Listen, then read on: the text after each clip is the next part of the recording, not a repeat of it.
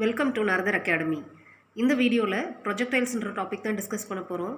Already ப்ரொஜெக்டைல்ஸில் ஒரு video upload பண்ணியிருக்கேன். அதோட கண்டினியூவேஷன் தான் இந்த video.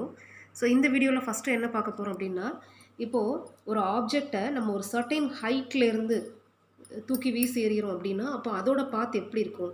So particle is projected horizontally from a point at a certain height. அதாவது இது ஒரு பில்டிங்னு அஸ்யூம் பண்ணிப்போம்.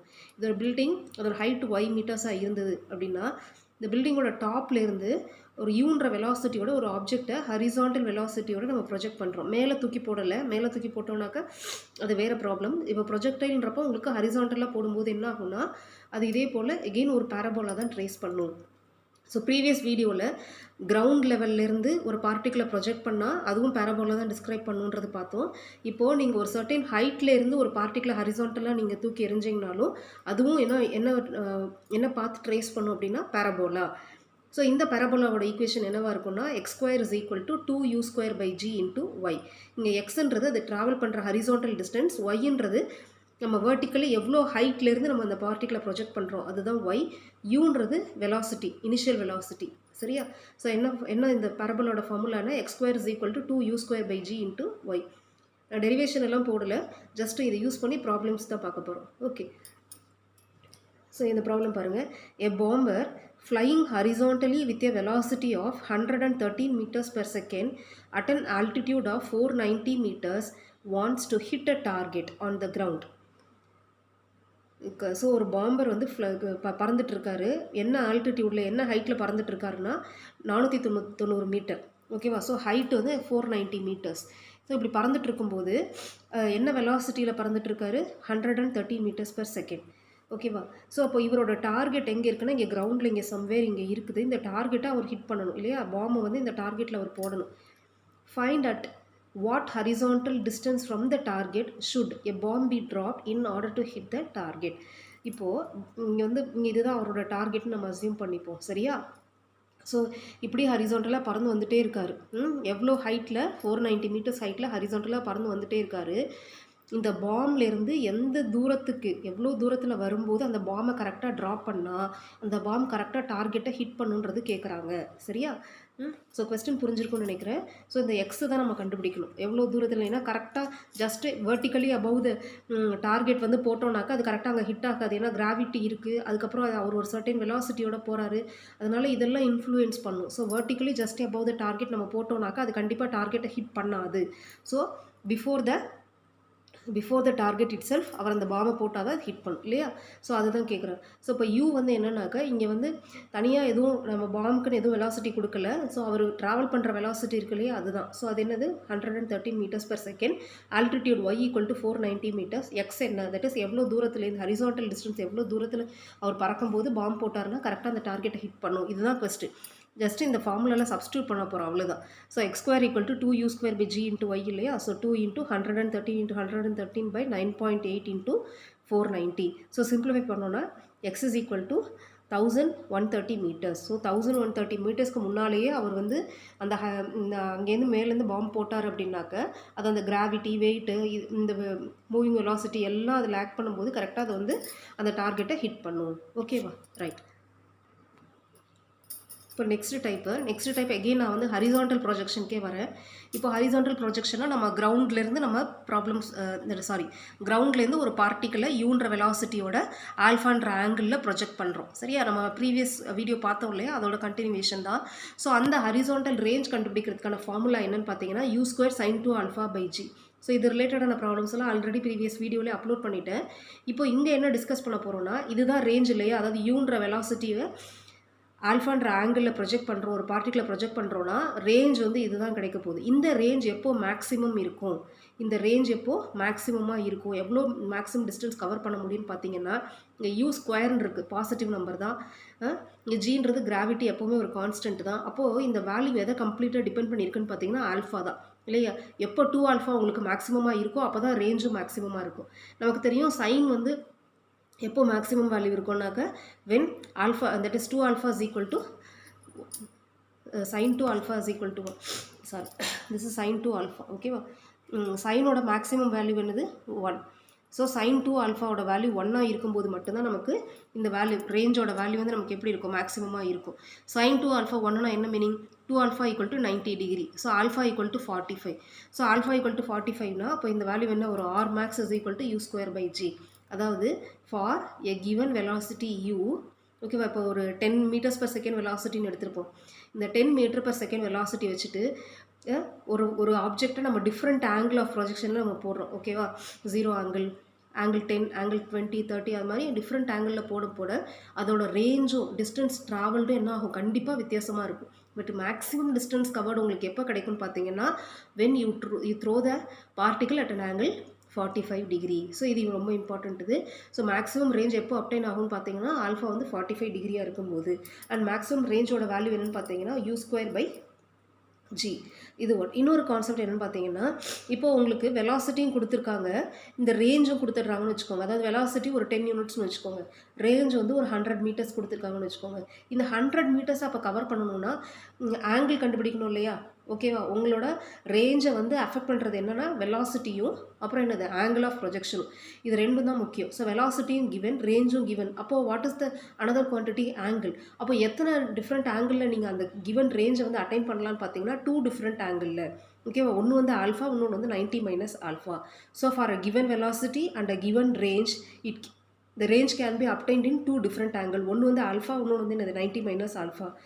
சிங்கிள் பார்த்து தான் இருக்கணுன்ற அவசியம் இல்லை, சரியா. ஓகே, இப்போ ப்ராப்ளம்ஸ் பார்க்கலாம். Prove that in any trajectory over horizontal plane, the horizontal range is maximum when it is equal to 4 times the greatest height. So maximum horizontal range கேட்டிருக்காங்க, அதுவும் கிரேட்டஸ்ட் ஹைட்டும். முதல்ல ரேஞ்ச் என்னென்னு பார்ப்போம். ரேஞ்ச் வந்து U square sine 2 alpha by G, greatest height வந்து U square sine square alpha by 2g. இப்போ maximum range எப்போ இருக்குன்னா ஆல்ஃபா ஈக்குவல் டு 45ல். So R max is equal to உங்களுக்கு எனது யூ ஸ்கொயர் பை ஜி, அது தெரியும். இப்போது இந்த 45 டிகிரியில் ஹைட் என்னென்னு பார்ப்போம். Height equal to U square sine square 45 by 2g. So U square into 1/√2 square by 2g. So U square by 4g. But U square by ஜின்றது என்னது மேக்ஸிமம் ரேஞ்ச், ஆர் மேக்ஸ் தானே. So H equal to 1/4 maximum range. So maximum range is equal to 4 times the greatest height. So இப்போ இங்கே என்ன prove பண்ணியிருக்கோம், ஒரு ப்ரொஜெக்டைலில் maximum range எப்போவுமே என்னவாக இருக்கும், 4 times it's greatest height. Okay. Next, a bomb resting on a level ground explodes, sending fragments in all directions with velocity of 98 meters per second. What is the greatest distance from the bomb at which a fragment will fall? So இப்போ இந்த ஒரு இடத்துல bomb இருக்குன்னு வச்சுப்போம், ஓகேவா. அது self first ஆகுது. அப்போ பர்ஸ்ட் ஆனால் அந்த பீசஸ் எல்லாம் இப்படி போகும் இல்லையா, இப்படி போகும் இல்லையா. ஸோ அப்போ போகும்போது what is the greatest distance, அப்போ இங்கேருந்து கிரேட்டஸ்ட் ரேஞ்ச் வந்து என்னன்றது கேட்குறாங்க, ஓகேவா. ஸோ இப்போ இந்த பாம் வந்து என்ன வெலாசிட்டியில் அது வந்து பர்ஸ்ட் ஆகுது அப்படின்னு பார்த்தீங்கன்னா 98 metres per second. So maximum ரேஞ்சுக்கு என்ன formula, U square by G தானே. So 98 into 98 by 9.8 equal to 980 metres. So maximum அதோட ஃப்ராக்மெண்ட்ஸ் எவ்வளோ தூரம் போயிருக்குன்னா 980 மீட்டர்ஸ் ட்ராவல் பண்ணியிருக்கோம். Okay, next. Find the radius of a basin which could collect all drops of water from a fountain at its center, assuming that the drops project in all directions with the same velocity of 4.9 meters per second. இது என்னென்னா நம்ம fountain பார்த்துருப்போம் இல்லையா. ஃபவுண்டைனோட concept என்னென்னு பார்த்தீங்கன்னா சென்டரில் அந்த outlet இருக்கும், இதிலேருந்து வாட்டர் வந்து இப்படி இந்த மாதிரி வரும், இந்த மாதிரி ஃபவுண்டைன் போல் வரும். இதை சுற்றி பார்த்தீங்கன்னாக்க ஒரு பேசின் மாதிரி செட்டப் பண்ணியிருப்பாங்க, அதில் ஹோல்ஸ் இருக்கும் கண்டிப்பாக. அந்த ஹோல்ஸ் வழியாக திரும்ப என்ன ஆகும், வாட்டர் திரும்ப உள்ளே போயிட்டு திரும்ப அதே வாட்டர் தான் ரீசைக்கிள் ஆகும் இல்லையா. வாட்டர் திரும்ப அதே வாட்டர் தான் ரீசைக்கிள் ஆகும். இப்போ என்ன கொஸ்டின் அப்படின்னா, இப்போ ஒரு ஃபவுண்டைன் நமக்கு இருக்குது, அந்த ஃபவுண்டைனில் என்ன வெலாசிட்டியோட வாட்டர் வருது, 4.9 மீட்டர்ஸ் பர் செகண்ட். நீங்கள் ஃபவுண்டைன் பார்த்தீங்கனாலே தெரியும், டிஃப்ரெண்ட் ஆங்கிள் ஆஃப் ப்ரொஜெக்ஷன் இதுதான் இப்படி தானே வரும். அப்படின்னா என்ன மீனிங்னா வெலாசிட்டி ஒன்று தான், பட் ஆங்கிள் ஆஃப் ப்ரொஜெக்ஷன் வேறு, டிஃப்ரெண்ட் ஆங்கிள் ஆஃப் ப்ரொஜெக்ஷன் இருக்கிறதுனால உங்களுக்கு ஒரு பேரபோலா ஃபார்ம் ஆகுது. ஸோ இப்போ இந்த பேசினோட ரேடியஸ் என்னவாக இருக்கணும், பேசினோட ரேடியஸாக என்னவாக இருக்கணும், ஸோ தட் அது எல்லா ட்ராப்பையும் கலெக்ட் பண்ணுது. ஸோ இப்போ பேசின் சின்னதாக இருந்ததுன்னு வச்சுக்கோங்களேன், ஒரு சில வாட்டர் பார்ட்டிகல்ஸ் என்ன ஆகிடும், உங்களுக்கு பேசினை விட்டு வெளியில் போகும், தண்ணி வேஸ்ட்டாக போகும். அப்போ எவ்வளோ மேக்ஸிமம் ரேடியஸ் இருக்கிற பேசின் நீங்கள் வச்சிங்க அப்படின்னாக்கா எல்லா வாட்டர் ட்ராப்லெட்ஸும் கலெக்ட் ஆகும். ஸோ அப்போ ஒன்றும் இல்லைங்க ப்ராப்ளம், மேக்ஸிமம் ரேஞ்ச் என்னன்னு கேட்டிருக்காங்க, அவ்வளோதான். கொஸ்டின் வந்து டிஃப்ரெண்ட்டாக இருக்குது, பட் என்ன சிம்பிளாக என்ன கண்டுபிடிக்க போகிறோம், மேக்ஸிமம் ரேஞ்ச் என்னன்றது. So R max is equal to U square by G. U என்னது 4.9 into 4.9 by 9.8. So the answer is 24.5 meters. So 24.5 meters இருக்கிற அளவுக்கு radius இருக்கிற அளவுக்கு ஒரு பேசின் ஃப்ரேம் பண்ணிங்கன்னா எல்லா தண்ணியும் உங்களுக்கு என்ன ஆகும், கலெக்ட் ஆகி திரும்ப ரீசைக்கிள் ஆகும். Okay right. Next, if the range on a horizontal plane is equal to the height to which the velocity of projection is due, show that the angle of projection is either 15 or 75. அதாவது ரேஞ்சும் maximum height to which the velocity of projection is due அப்படின்னா என்ன மீனிங்னா greatest height. ரேஞ்சும் greatest ஹைட்டும் ஈக்குவல்னு சொல்லியிருக்காங்க. அப்போ alpha என்னன்னு கேட்குறாங்க. So ரெண்டு ஃபார்முலாவே equate பண்ணுவோம், அவ்வளோதான்.